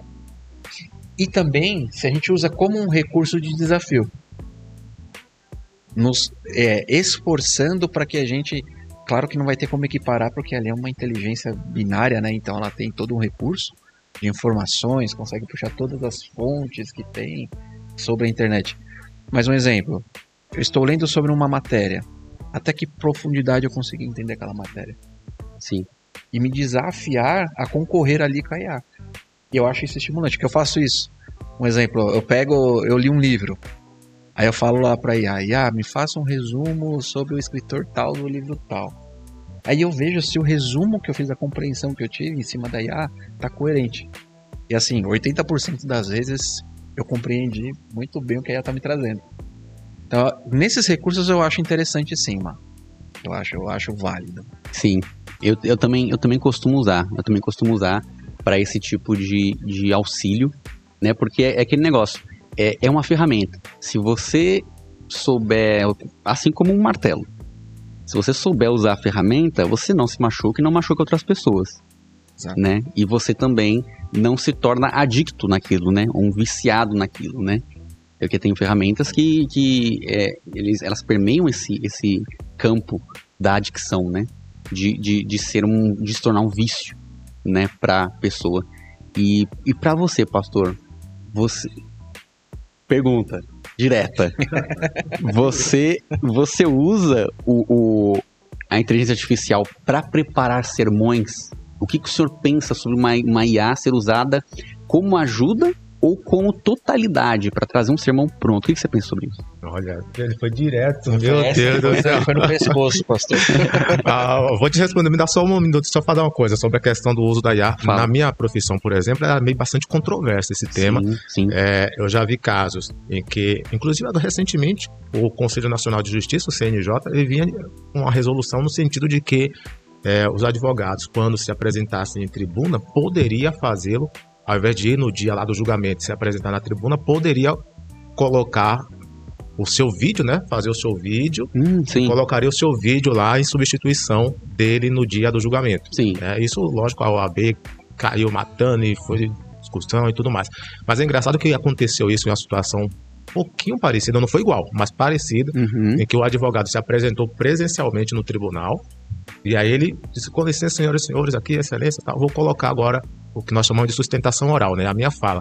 E aí ele deu um play, e no fundo, ele presente, mas no fundo começou a falar uma inteligência artificial.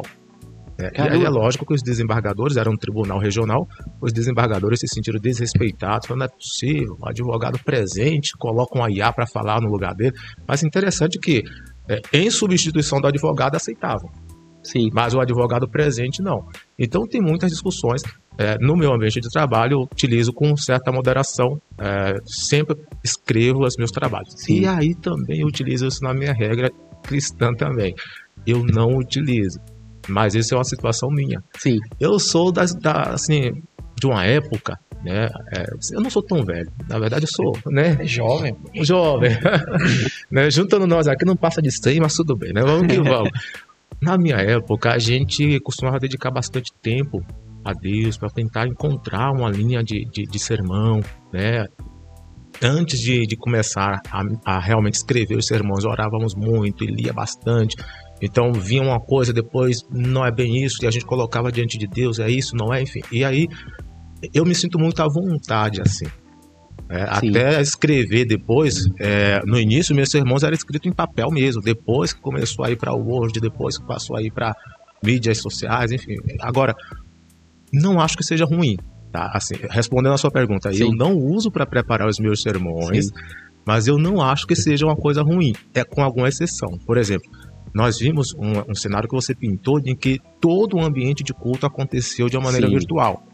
Então, aí talvez eu tenha algumas ressalvas. Eu não acho bacana. A pessoa que vem ao culto, ela vem em busca de uma conexão com Deus, Sim. para começar, né? Ela e Deus.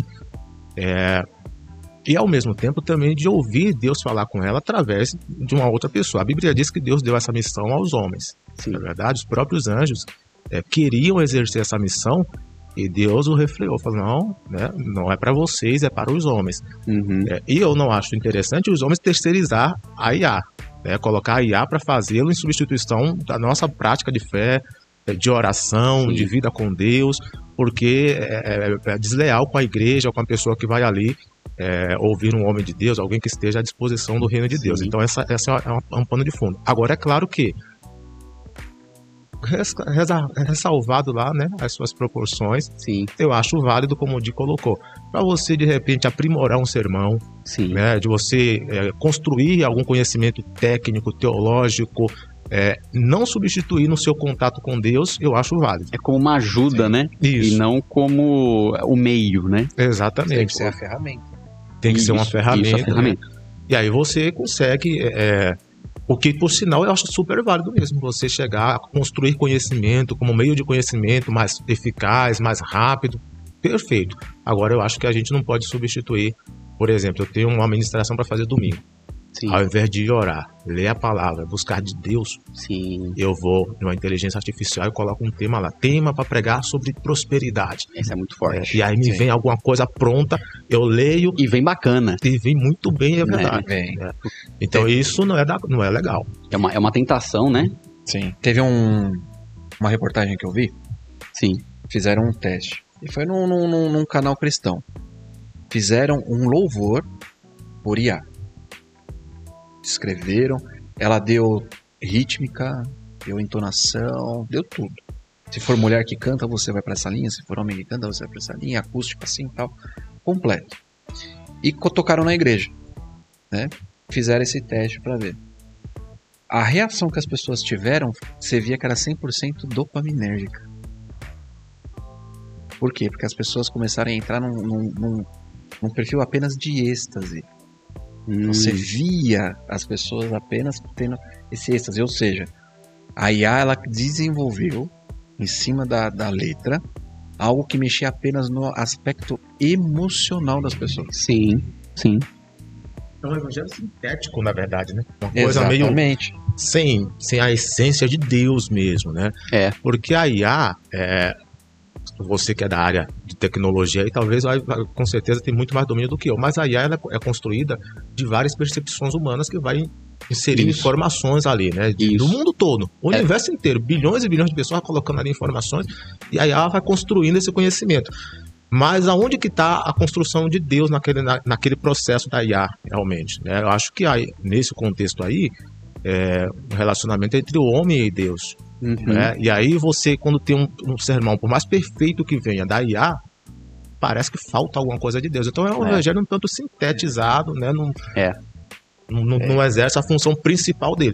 Agora, como eu falei, se você utiliza isso para adquirir conhecimento, aprimorar o seu conhecimento, para fim de estudos, aí é super válido. Ajudar numa organização, você Ajudar, fazer exatamente, um sistema organizacional, né?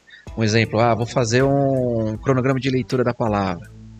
Tá, eu quero fazer a minha própria, bem entre aspas, tá, gente?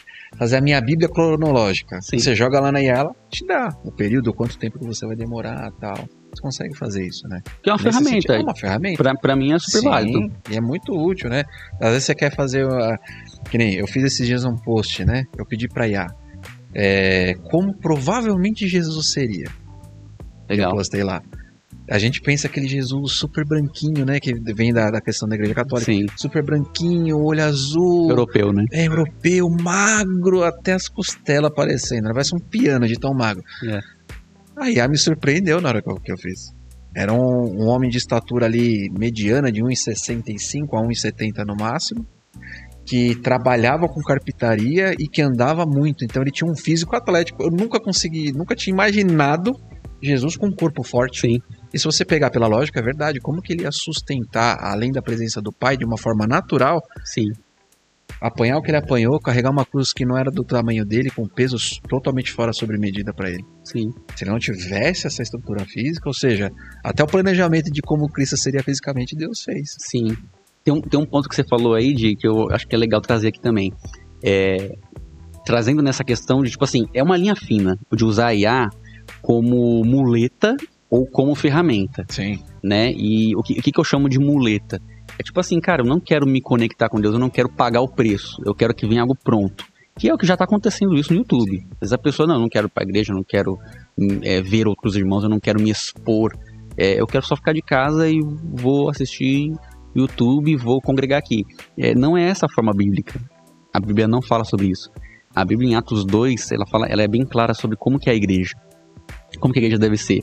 A Bíblia diz que, isso também é muito importante, Jesus ensinava no templo todos os dias, a Bíblia diz, em Lucas. Em Atos 2, a Bíblia continua mostrando esse mesmo modus operandi nos discípulos, falando que os discípulos se reuniam no templo e nas casas todos os dias, partindo o pão, perseverando na doutrina dos apóstolos. Isso era diário. Então, e a gente vem de uma cultura, né, de um declínio, eu vou chamar de assim, de um declínio espiritual, em que cada vez menos as pessoas querem ir para a igreja. Né? E esse declínio, ele vem causando um problema, que as pessoas acham que só uma vez por semana tá bom. Permita-me falar isso não é bíblico. Nunca foi. Jesus Cristo não fazia isso. Os discípulos não faziam isso. Por que a igreja está fazendo isso? Até conta-se uma história que é muito verdadeira, que é se um rapaz, né, um homem que nunca viveu num contexto cristão, nunca soube quem é Jesus, ele estava numa viagem, né, de avião, daqueles aviões, né, monomotor, né, e que é mais precário e tudo mais, e aconteceu um acidente. Ele se acidentou, ele caiu, e assim como o Náufrago, aquele filme, ele ficou um tempo na ilha ali, né? E, curiosamente, entre os destroços do avião, ele encontrou uma Bíblia. Né? Ele encontrou uma Bíblia, né? E começou a ler aquela Bíblia. E ele se converteu, ele aceitou a Jesus Cristo e falou assim, meu Deus, isso é pra mim. É isso que eu quero seguir. Né? E aí Deus abençoa a vida dele, equipe de resgate, né, passa e consegue encontrá-lo e tudo mais. E ele volta para a civilização e fala assim, eu quero ir agora para um país, né, depois de restabelecido, agora eu quero ir para um país em que há cristãos, eu quero me envolver, eu quero me integrar. E ele vai para um desses países cristianizados, né, como por exemplo Estados Unidos, ou Brasil, ou outros países que são cristianizados, como normal. E ele chega e ele percebe uma diferença. Ele percebe que... E aí você que está me ouvindo e nós aqui, claramente sabemos qual tipo de diferença ele vai encontrar. Será que ele vai encontrar a igreja de Atos? Será que ele vai encontrar, né, os cristãos considerando como nada sendo somente seu propriamente, mas compartilhando com aquelas pessoas que realmente precisam? Será que ele vai encontrar uma igreja que ora fervorosamente? Uma igreja que cumpre o ID? Uma igreja que há curas e milagres o tempo todo? A Bíblia diz em Atos 2 que os discípulos faziam muitos milagres e sinais. Nós queremos esse tipo de igreja aqui. Amém. Na IENIT. Nós queremos e é isso que nós estamos buscando. Inclusive nós estamos numa série de avivamento espiritual. Nós estamos numa série maravilhosa. Você que está aqui ouvindo a gente no nosso canal do YouTube, também você pode encontrar as pregações, né? A gente está falando sobre isso e a gente quer, como a gente tem esse compromisso. Sim. Né? E então, fazendo esse paralelo, será que esse homem que caiu e nunca teve contato, só encontrou a Bíblia, será que a Bíblia está sendo vivida por nós hoje? E se não está, o que nós vamos fazer? Se não está, como é que a gente vai mudar? Né? E é assim. Então, voltando pro tema aqui, da onde a gente saiu, né? As pessoas estão em um declínio, né? Vamos desfazer esse declínio, vamos ascender. Amém. Se nós estávamos nos contentando apenas com o YouTube e com uma vez na semana indo à igreja, passe a ir mais. Se você não está colaborando com a igreja voluntariamente, se voluntarie. né? Comece a servir na igreja. Porque eu fiquei muito feliz. Um dos nossos queridos aqui, irmãos, colegas, conversou comigo e falou assim: Mateus, eu tô sentindo que eu não tô servindo a Deus já faz um tempo. E Deus tá colocando no meu coração que eu preciso servir. Olha só. Eu falei, irmão, glória a Deus pela sua vida, cara. Você tá ouvindo a voz de Deus. Porque Jesus Cristo virou para Pedro e falou assim: tu me amas? Pedro falou: sim, Senhor, eu te amo. E Jesus falou assim: então apacenta minhas ovelhas, né? O amor vem seguido de voluntariado, né? E essa conexão, essa audição espiritual, a gente só consegue através de uma coisa. Não é colocando uma ferramenta tecnológica na frente entre nós e Deus, senão a gente está colocando um intermediário de novo. Sim. Então, se a gente puder usar a IA não como uma muleta ou um intermediário entre nós e Deus, mas como, por exemplo, deixa eu falar um uso muito legal. Você vai escrever assim na IA. A IA sempre precisa de contexto, tá? Então, você precisa dar bastante contexto. O prompt, né? A gente chama de prompt, aquilo que você vai escrever para IA. O prompt ele precisa ser grande. Você tem que escrever bastante. Quanto mais você escrever, melhor vai ser a resposta. Aliás, quanto melhor for a sua pergunta, melhor vai ser a resposta, porque ela é probabilística. Então, eu vou te dar um exemplo. Comece falando assim, ó. Você vai começar falando com a IA de como ela deve atuar. Que papel que ela vai tomar. Então, você pode fazer assim, ó. Imagina que meu objetivo é saber versículos sobre perdão. Ou sobre tristeza e depressão. Versículos que vão me tirar daí. Então, eu escrevo assim, ó. Atue como um teólogo experiente e renomado. Ponto. Então, a IA já tem um contexto. Eu preciso responder como um teólogo. E aí eu escrevo embaixo. Eu gostaria que você me listasse versículos que falam sobre perdão, que falam sobre como sair de tristeza e sair da depressão. Ponto. E aperto o Enter. Isso vai te abençoar demais, porque você está usando a IA como uma ferramenta de busca para extrair o que está aqui dentro e você poder ler e você poder confirmar, ó, realmente está aqui. E a Bíblia fala, né, talvez um exemplo, né? Porque estás abatido, ó minha alma? Porque se preocupas dentro de mim? Espera em Deus, porque ainda o louvarei. E a IA vai trazer esse versículo para você, Salmo 42. Sabe, usa a IA não como intermediário. O que eu preciso fazer para ficar melhor? Não. Peça para a IA te ajudar a extrair da Bíblia. Peça para a IA, por exemplo, te ajudar como se organizar o seu tempo de leitura. Exatamente. Né? O tempo devocional. Isso é usar a ferramenta. O que você acha sobre isso, pastor? Esse contexto, por exemplo, do devocional, perfeito. Imagina só você que não tem assim a prática de ler a palavra diariamente. E nós sabemos que é difícil mesmo. Até pra gente que tem a prática de ler, o hábito de ler a palavra, a pessoa que começa tem uma certa dificuldade. E aí ela vai direcionar o tema nesse contexto que você falou. Olha, extrai para mim da palavra de Deus versículos voltados para esse tema. E aí ele vai trazer ali um compêndio, né, um compilado de versículos que vai te direcionar em um crescimento evangélico. Verdade. Crescimento de fé. E aí, o interessante é que a IA está te colocando em contato com a palavra. Exato. E o fruto, o resultado virá do exercício da leitura da palavra. Perfeito, pastor. Então, a partir do momento que você consegue utilizá-la como uma ferramenta neste contexto, perfeitamente adequado. Até nesse contexto, vou até utilizar também algumas coisas.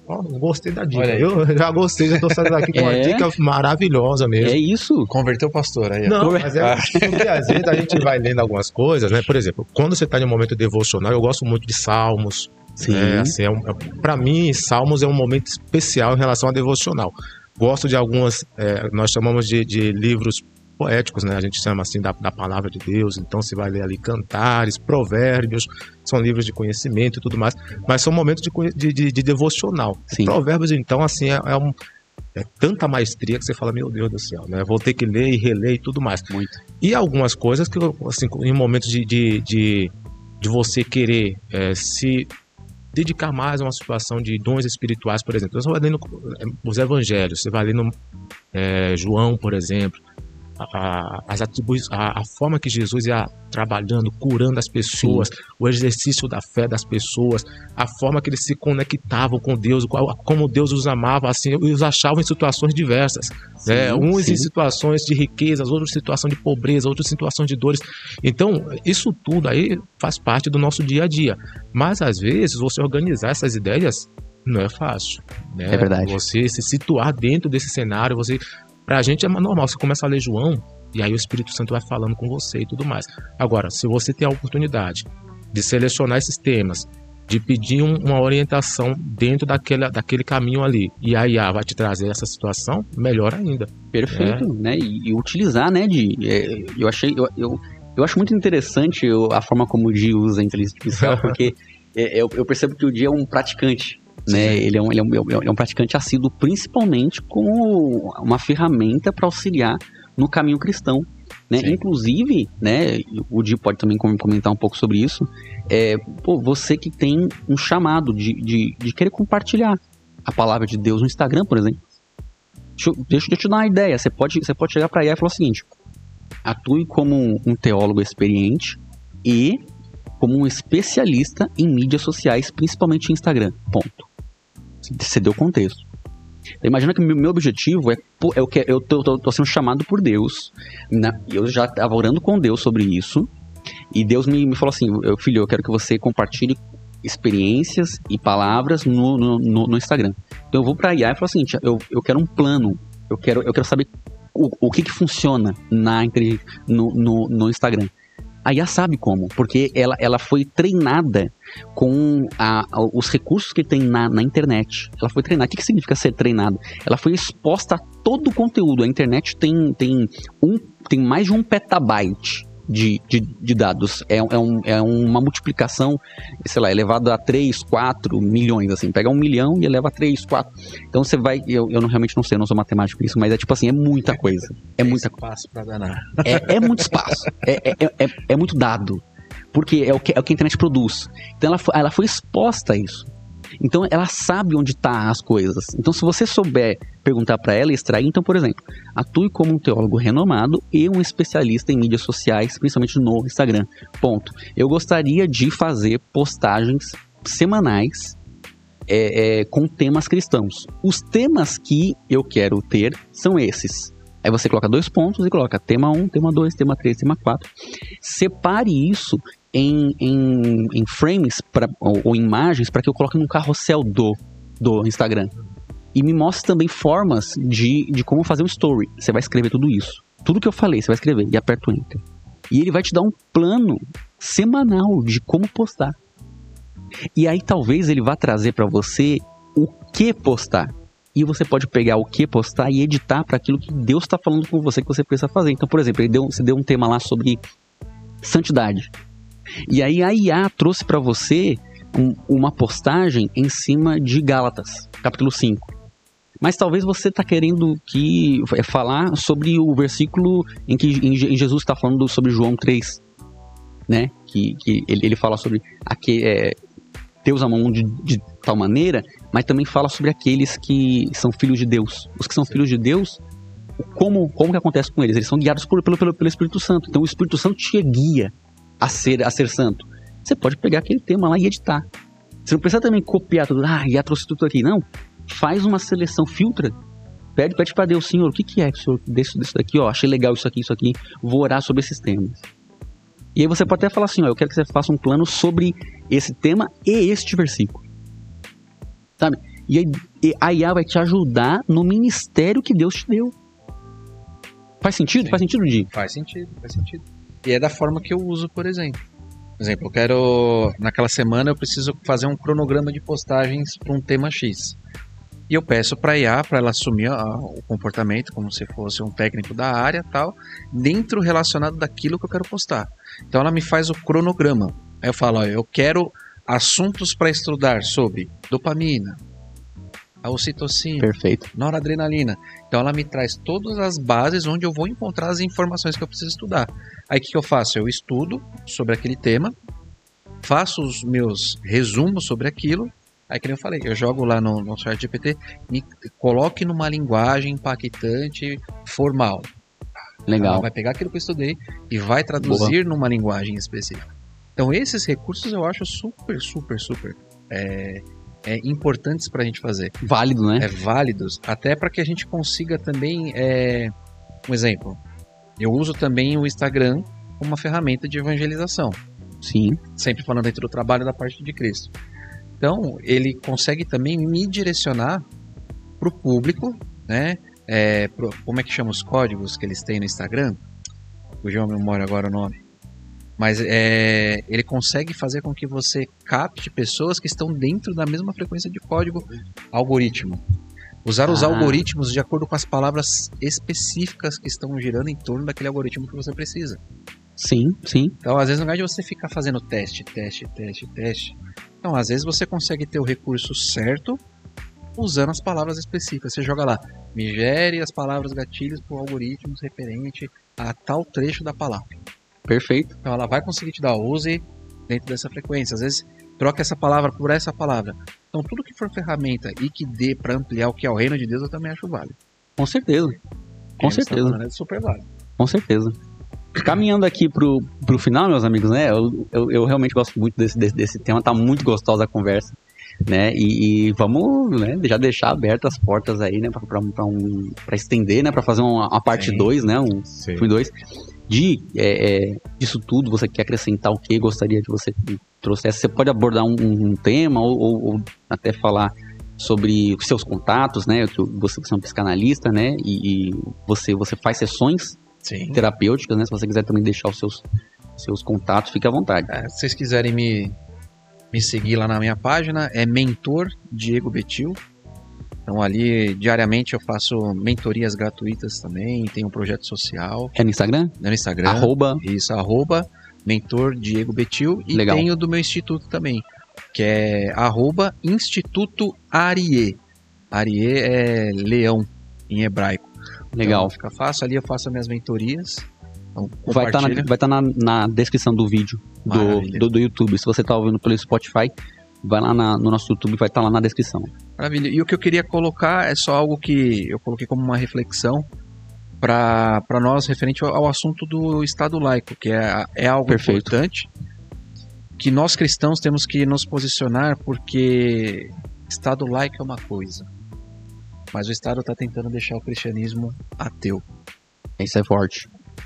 Então, nós como cristãos, nós defendermos o que é Cristo, respeitar o amor que ele tinha, imitando, independente de quem seja, porque ele acolheu a todos, e o Espírito Santo convenceu através da atitude dele. Então, que a gente não permita que o estado de laico se torne ateu, e a gente continue lutando, como você falou, em representar quem Cristo é, e fazer o nosso ID de maneira ordeira, certa e com todo o amor que a gente precisa fazer. Amém. Deixo muito essa bom. reflexão pra gente como final. Muito bom, obrigado, né? Você que tá aí nos ouvindo, né? Segue aí o Di, né? No Instagram. Tem bastante conteúdo legal lá que ele tá postando. E pastorzão, suas últimas, suas palavras finais, né? E também os seus contatos, né? Se você quiser também falar pro pessoal como é que o pessoal pode te achar. Sim. Eu tô nas redes sociais, tô começando ainda, na verdade, você percebe que questão de mas eu tô nas redes sociais como @Dr. Neemias Vilas Boas, tá? É umas redes sociais lá do nosso escritório. Em relação às considerações que fizemos, muito tema lá legal, muito bacana, verdade. Né? Mas eu tenho algumas considerações voltadas também para essa questão da nossa atualidade cristã, né? Nossos desafios atuais. Primeiro que a gente tem que, sim, ao meu ver, se sintonizar em Cristo. Os dias são difíceis, Perfeito. Os tempos são maus, a palavra de Deus diz. O diabo arma muitas ciladas, né, astutamente, e convém que a gente esteja antenado a Cristo. Há algumas convicções, a igreja de Cristo, né, ele nunca perde o controle de nada, né, nós precisamos ter a mais absoluta confiança de que tudo está no seu comando, Amém. De que nada fugiu ao controle de Deus, e não querer tomar para nós algumas situações, ao mesmo tempo em que precisamos nos posicionar, como disse o Diego, agir como verdade. cidadão dos céus primeiramente, agir como cidadão da terra também, exercer nosso papel de cidadão tanto do céu quanto da terra, defender nossos direitos sociais, nossos direitos como cidadão dos céus e também nos posicionar como cidadão da terra. Lembrar que toda e qualquer afronta à igreja não é novidade.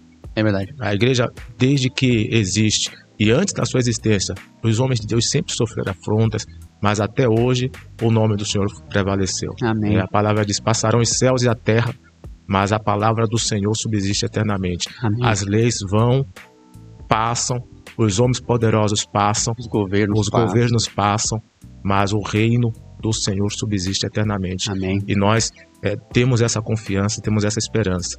Então, Amém. Acho que o cristão hoje em dia vai se deparar com esses desafios. Nós vimos recentemente lá, escancaradamente, para o mundo todo ver nas Olimpíadas recentes, né, acho que na França, né, a mais recente aí. Sim. Escancaradamente, debochando da fé cristã, né? É verdade. E aí, para todo mundo ver. É.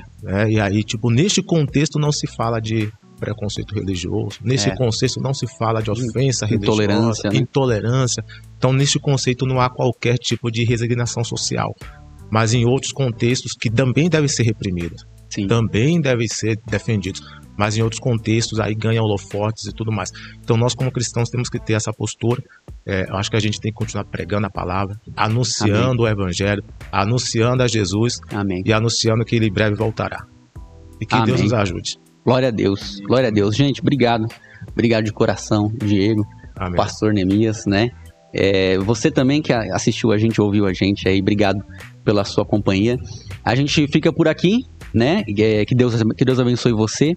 Se você ainda não é inscrito no nosso canal, né, você pode clicar aí, deixa o seu like também se você gostou desse conteúdo, dê o seu like, escreva um comentário também, que parte mais tocou você. Você também usa IA, né, no seu dia a dia? O que você aprendeu com a gente hoje? Né, vai ser muito legal. Que Deus abençoe você, a sua casa, a sua família, e a gente se vê no próximo podcast. Deus abençoe.